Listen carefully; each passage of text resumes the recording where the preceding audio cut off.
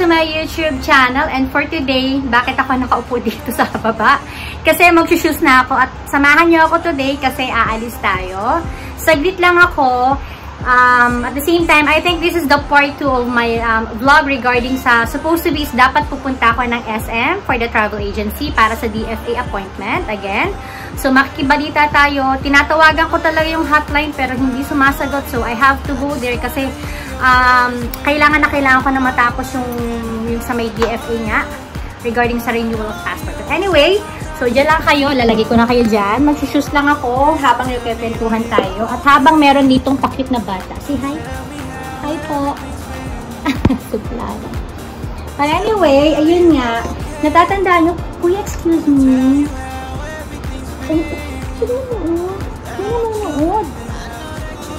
Very good. So, remember yung nagpunta nga ako doon sa Vista Mall. Well, unfortunately, buti talaga, hindi talaga ako nakapunta sa SM that time kasi nung evening, nung nanood ako ng news is grabe yung nangyari. Parang kinaumagahan ko na ata nakita din or yung part 2 nung news na yung creek doon sa may, I think it's a Baligbago Highway sa may Centennial malapit. Hindi na pala mag-sus pag masyadong nakaupo. Ano siya, I mean is nasira or nabuwag kasi nag-overflow yung creek. So, nangyari was, yun nga, marami atang na-stranded. So, yun. Good thing na lang talaga hindi ako pumunta muna doon. Kasi dapat talaga pupunta muna ako sa, ano nangyari sa ano? Supposed to be talaga is pupunta muna sana ako sa SM. Pero, hindi ko rin alam at bakit ako napunta sa Vista Mall. But anyway, eto na, yoga pants at tapos nag-crop na lang ako na longs na, ano ba to? Na jacket. Kasi nga is, may mga part na makulimlim at I know na uulan. So, aalis na ako. Chinek ko lang, dinouble check ko lang yung mga kailangan ko. Doon lang talaga ako pupunta sa travel agency at saka sa payment bills, may babayaran lang ako mga ibang errands. And then, kung hindi uulan ng malakas or tama lang, hindi ko alam. Kasi nga, I'm planning to go to Landmark kasi nga hindi nga ako nakapag-grocery ng mga ibang frozen stocks ko tsaka mga veggies and fruits. So, samahan nyo ako. Halika na. Let's go! Okay guys, nasa car na tayo. I-prepare ko lang. Salamat kasi buti na lang binigyan ako ng pinsan ko si Rose. Salamat sa face shield. I-prepare ko lang to. Kakatanggalin mo natin to. I-prepare ko lang to kasi hindi ako sure dahil lahat ng hindi ko nga alam eh. Kasi nagtaka rin nagpunta ako ng Vista Mall. Required na pala na magsuot ng face shield. So, ipe-prepare ko lang to. First time kong gagamitin to. Ayan. At sa mga hindi po marunong gumamit, syempre, obviously, malabo kasi meron pa siyang plastic. O, ayan ha. Magkakaroon tayo ng face shield tutorial sa loob ng sasakyan. Ayan. At hindi lang 1. But 2. So, meron pa sa kabilang side. Ang galing natin. O, diba? Miski ako nalito kung anong side yung tinanggal ko. Kasi sa lagi nakaangat. Ang hirap tanggalin yung kabilang side. Dapat kinuha naman nila. Nilagyan man lang nila ng yung attachment na kailangan doon yung side na, ano yung parang peel off doon sa side na yun. Ay, nako. But anyway, eto, nakita ko na siya. Buti na lang mahaba yung kuko ko. So, first time ko lang talaga to ita-try. Paano ba to? So, ganito siya. Kasi nakikita ko lang naman to sa mga ano, diba? Parang kiniklip lang ata dito. Oh my God. Oh. Okay. Obviously, meron dong ano. Kaya ko to. Meron siya doon. Dito sa side, meron siyang ganyan. Bakit ba ako nag-tutorial nito? Ayan. May hole siya. Tapos, ipasok nyo lang. Medyo masikip pa siya kasi ano pa. Hindi pa siya ano. Kasi nga hindi pa siya gamit. Kaya, ayan. So, ganyan siya. Hindi na kaya tatalsik to. Ay, hindi naman siguro. At ang dilim na naman. Ano ba yan? Sobrang dilim na naman. Ayoko nga talaga sana umalis ngayon, kaya lang kasi hindi naman ako makakalabas. Kasi, diba coding kami, so 3 times a week lang kami pwedeng lumabas. So, i-grab ko na to kasi nga, ano na, kumbaga parang kailangan na kasi ng asawa ko yung bagong passport ko. Kaya, yun. So, kailangan natin siyang asikasuhin. But I hope okay na. So, ito pala siya. I hope tama. So, ganun. Okay, bakit ganito? Baka ganun siya. Anyway, ayusin ko na lang siya mamaya. So, halika na at babalikan ko na lang kayo pag tayo ay nasa SM na. See you later guys again.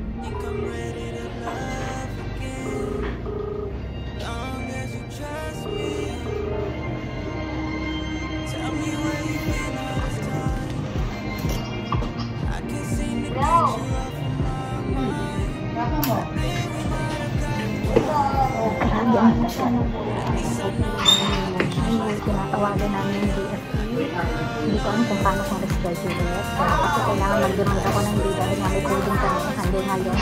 So kahit na ECT na or GCT na, kailangan pa rin namin sumunod or mag-comply sa quarantine pass namin. So update ko kayo ng filter guys.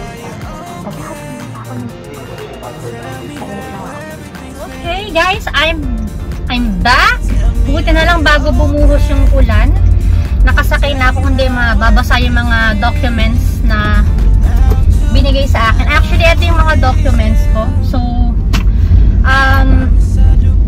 kumbaga parang medyo magulo yung parang bagong new normal. Kasi, syempre, hindi naman natin masisisi una-una skeletal. At the same time, parang siguro lahat nangangapa kung paano yung gagawin. But anyways, so, yun nga, ang advice lang sa akin sa travel agency, ayan lahat ng mga papers, dadaling ko lang sa DFA anytime, agahan ko na lang daw. So, kasi wala akong idea kung paano mag-renew. Kumbaga, first time kong mag-renew ng passport sa Philippines. So, wala talaga akong ka-idea kung paano. And then, nag-ask ako, sabi ko, paano kung sakaling pumunta ako sa DFA at i-reject ako kasi supposed to be is 14 ako ang appointment ko. But, yun nga, unfortunately is we are under lockdown. Kaya, lahat naman is hinto. So, ang advice lang sa amin is imposible daw na ma-reject ako. Kumbaga, makiusap na lang ako kasi nga, yung cut-off ko is under ECQ. So, yun ang mangyayari. Kasi, may coding nga ako. So, titingnan ko kung kailan ako makakapunta pero maaga akong aalis kasi 9 o'clock. Syempre, hindi lang naman ako yung pupunta doon sa DFA para makiusap. Pero, sana lang pagpunta ko is accommodate nila ako or isama nila ako sa cut-off. Kasi nga, yes, kumbaga parang hindi ko rin alam kung paano kasi kailangan na kasi ito ng asawa ko. Tapos maghihintay pa ako ng siguro ng a week or a month bago ko makuha to. Kasi syempre, hindi naman katulad noon, nung normal pa tayo, or way back before, I mean, is, syempre, kumpleto ng mga manpower or ng mga staff, ang DFA. So, ngayon is, syempre, new normal, skeletal. So, mahirap. So, we'll see. Isasama ko kayo sa journey ko para sa pagpunta natin sa DFA. At first time kong pumunta sa DFA Alabang. Sa Alabang na lang nagpunta, hindi na sa MOA. Kasi ganun din naman ang consume ng time ko. At the same time, mas malayo yung MOA. So, ayoko nga lumayo. Dito na lang tayo sa may Alabang. Since na ganun din naman yung parang satellite office nila. So, okay naman daw. So far naman kasi, sabi sa akin ni Rose, diyan siya nag-renew before nung passport niya is okay naman daw, okay naman. Kasi nasa loob siya ng mall sa metro. So, sige. Diyan na lang ako diyan na lang ako sa Alabang. Nag-decide na mag-renew. But anyways, kasi ang passport ko is good for 2 years na lang. So, hindi kailangan asawa ko is bagong passport nga. Kasi nga, may renewal of medical ako soon. At saka ito nga yung sa visa. So, yun. But anyway, pupunta na tayo ngayon ng landmark. Medyo okay naman. I mean, kesa dito ko abutan ng ulan, mas mahirap kasi dito yung binabaha to, sabi ko sa inyo, catch basin to. So, I have to left bago lumakas yung ulan. Ayan na, kasi nag-start na siya.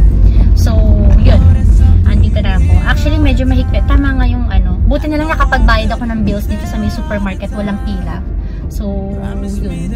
Nakita nyo ba na, alam mo na talagang nainis ako kasi ang tagal ko naghihintay sa travel agency. Pero alam ko naman, I mean, syempre, pasensya. Kasi, wala rin naman silang choice kasi nga tinatawagan nila yung DFA sa confirmation. And I know na parang medyo, meron silang konting fear na, kumbaga, syempre, kaya nga kami kumuha ng travel agency para lahat on process na, hindi yung kami pa yung, or ako pa yung mag-aayos sa mga channeling na mga yan. At hindi ako sanay sa mga ganyan. Kasi nga, unang-una, sabi ko sa inyo, first time ko na gumawa ng mga ganitong bagay sa Pinas. So, medyo crucial siya para sa akin kasi nga, unlike in other countries, pupunta lang kami sa embassy, papakita lang namin yung aming ID, then yung passport, yun, tapos na. That's it. Ganun, walang kahirap-hirap dito, medyo crucial siya. So, cross finger na maging successful tayo sa pagpunta natin sa DFA.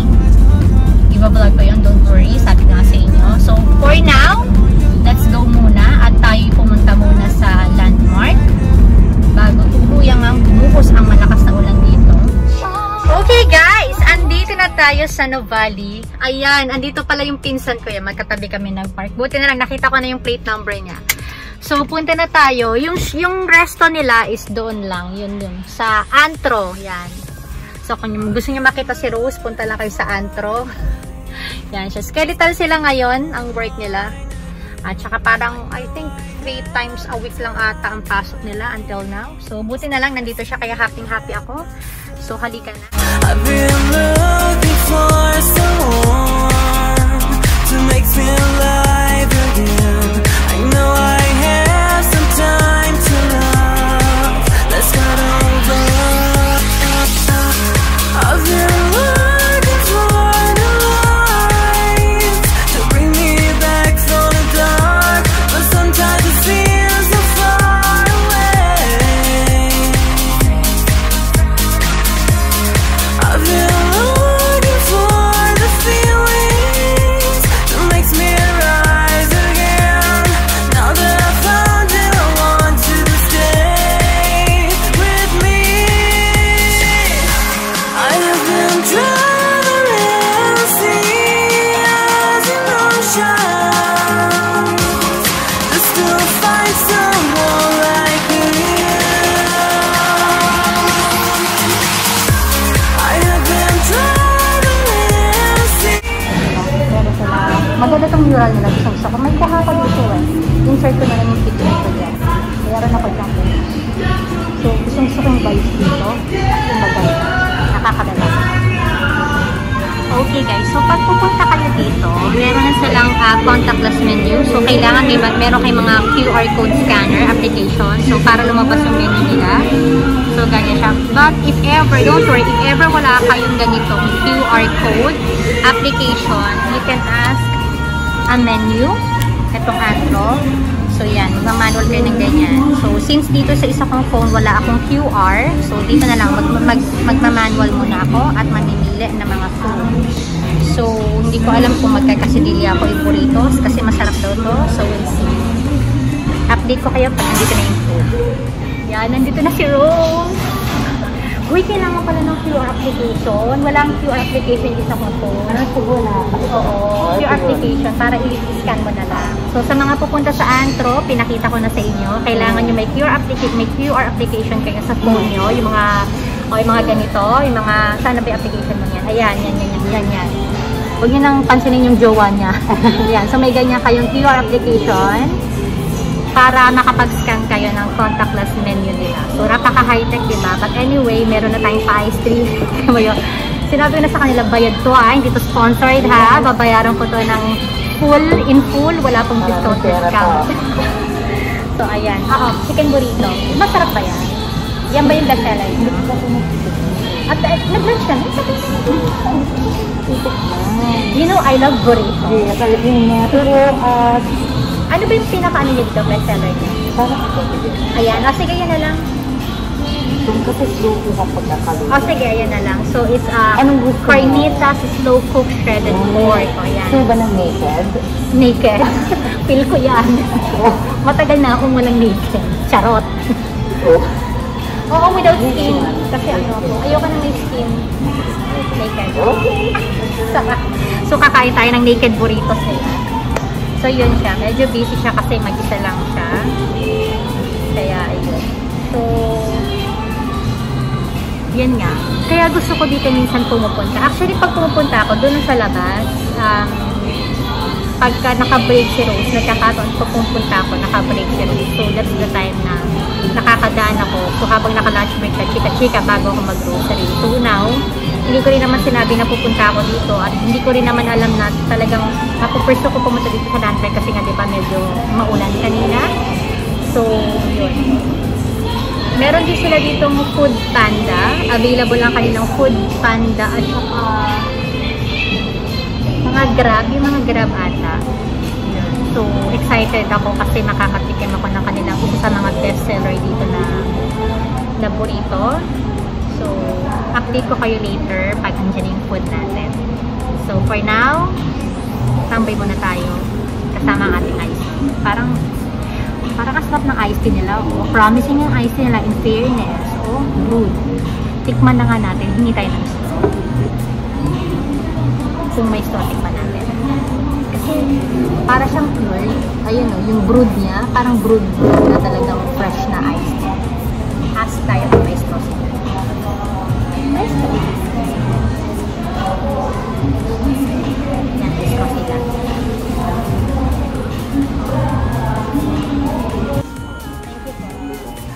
Kuya, JL. Ayan, dito ka dito kayo, JL. Ayan, so pag pupunta kayo na JL. Hi, JL, salamat. Tikman natin ang kanilang ice tea. Kasi mukhang promising yung ice tea nila, oh.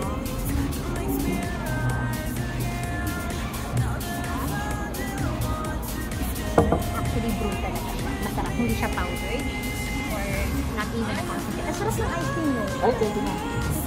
Opo, house-made po. House-made. Brewed na talaga siya. Ayan po. Sarap siya. Yun lang, later, babalikan ko tayo. So, ayan na. Ito ng ating naked burrito. Ayan. Ito yung isa sa mga specialty nila na garlic sauce. And then, I love this one kasi naalala ko tong, ano na to, tong condiments na to sa Marshina, sa Singapore kami. Isa sa mga Mexican, ano. So, yan. Sulit na sulit. Ang dami. So, let's try ang ating naked burrito. Oh, napaka-special yan. Sarap. Ito nakakain kasi mag-isa lang naman yun. Alcohol muna tayo. At muna natin ang kanilang garlic sauce. Sarap ha?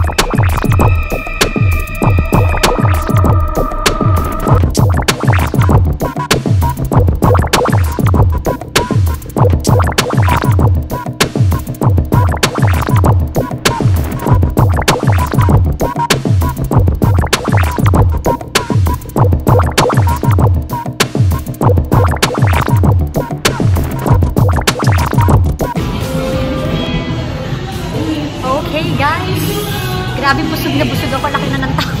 Busog na busog ako. Hindi ko siya naubos. Pero ang sarap. Try nyo. Nakalimutan ko. Basta naked burrito ang tawag ata nila sa ganun. Dalawang klase lang naman yung ano nila burrito. Parang chicken. Tsaka yung isa yun nga yung kinain ko na naked. So ngayon is naka-break si Rose. Andito siya. Then nagkakape na kami. Meron kong kape, nagkakape siya. May kinuha lang siya sa loob ng kitchen nila. So after nito is ayan lang naman yung landmark. Yan, yung tapat nilang yan. So pupunta ako ng Landmark para mag-grocery. Nagpapabill out lang ako. So, maya-maya, magpapahinga lang ako and then, yun nga, mag-grocery ako. Siguro sa grocery, baka hindi ko na kayo isama. So, bahala na, hindi ko alam. But so far, okay naman yung weather. Sunny weather pa rin siya. Sana wag umulan para hindi tayo matraffic. Okay guys, nandito na ako sa grocery. Medyo may pila.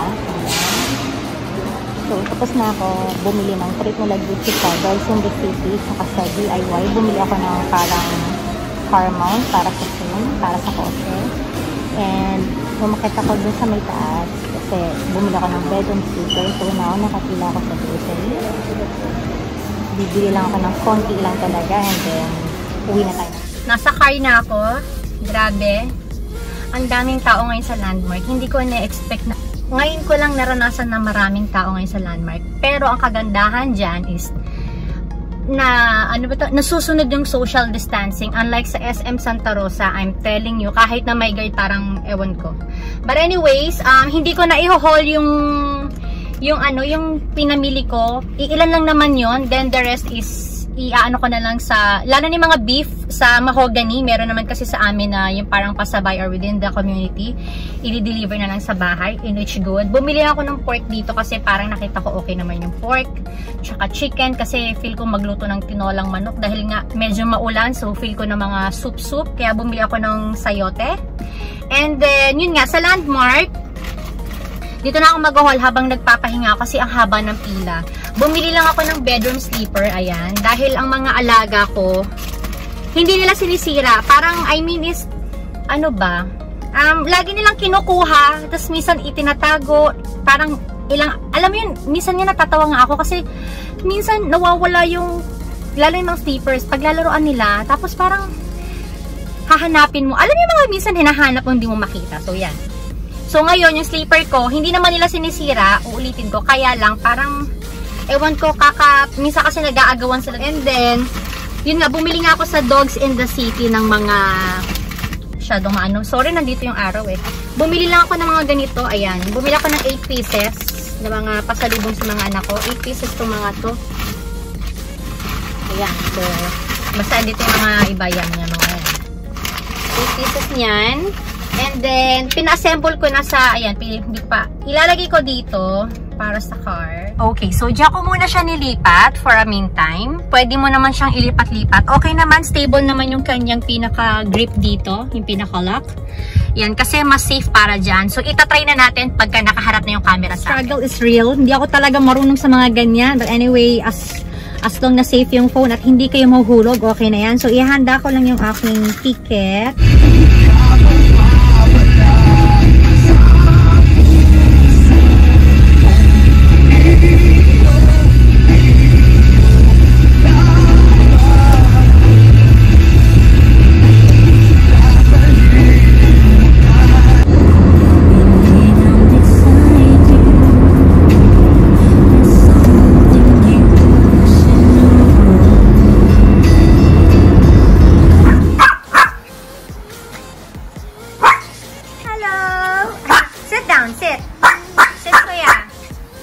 Very good. Oh, ang laki niyan. Ewan ko kung hindi pa maubos yan.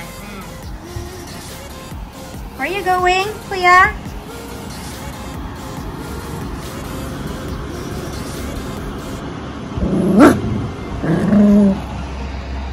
Fendi! Okay, guys. Hello. Okay, nasa bahay na. Pasensya na, medyo haggard na. Kasi nga, ayan, ipapakita ko kung bakit nag-agawan na sila at nag-away sila sa akin. Ito yung mga pasalubong ko sa kanila. So, yung isa nagpapahawak pa. Ayan. So, yun lang. At yung isa naman is this. Ayan. Busy si Fendi. Sige, Fendi. Hala. Oh, yan. Maraming salamat po. Thank you for sharing again your time with me. And if you enjoy my video today, please don't forget to like, share, and subscribe. And don't forget to hit the notification bell para mas updated kayo sa aking mga upcoming videos. So, yun lang po. Again, thank you very much. Stay safe, everyone. This has been Jelay signing off. Bye!